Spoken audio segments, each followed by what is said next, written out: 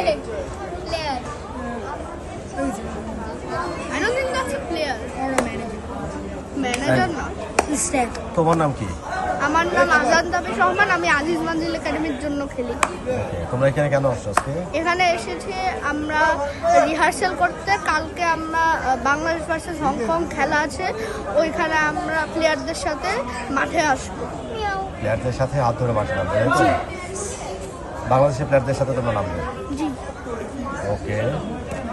এর আগে কখনো প্লেয়ারদের সাথে মাঠে গিয়েছো? জি না। এবারও ফার্স্ট টাইম? তুমি কার সাথে যেতে চাও মাঠে?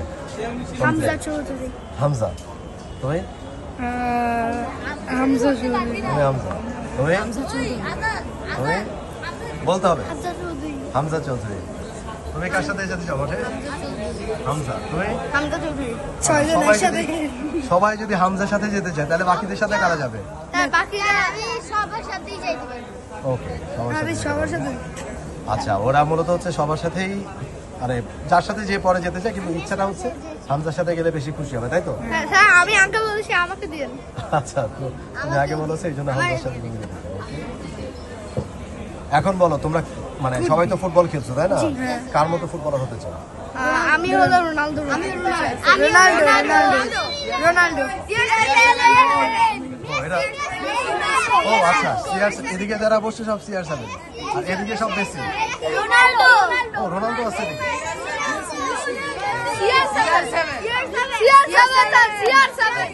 তাহলে CR7 আর মেসি ছাড়া আর কেউ নেই? না, আছে স্যার, কিন্তু ওইগুলি ভালো না, একদম খারাপ।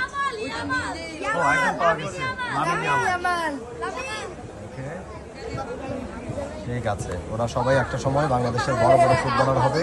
কেউ মেসির মতো হবে, কেউ রোনালদোর মতো হবে, কেউ বলছে লামিন ইয়ামালের মতো হতে চায়। দেখা যাক, তারা হয়তো বাংলাদেশকে একটা সময় লিড করবে। তবে আগামীকাল বাংলাদেশ এবং হংকং চায়নার মধ্যে যে ম্যাচটা অনুষ্ঠিত হবে, সেই ম্যাচে এই খুদে ফুটবলার তারা মাঠে প্রবেশ করবেন আমাদের হামজা, সমিত, ফাহমিদুল্লাহর সাথে, এবং সেখানে হয়তো তাদের বড় ফুটবলার হয়ে ওঠার বীজ বপন হবে তাদের মনের ভেতরে।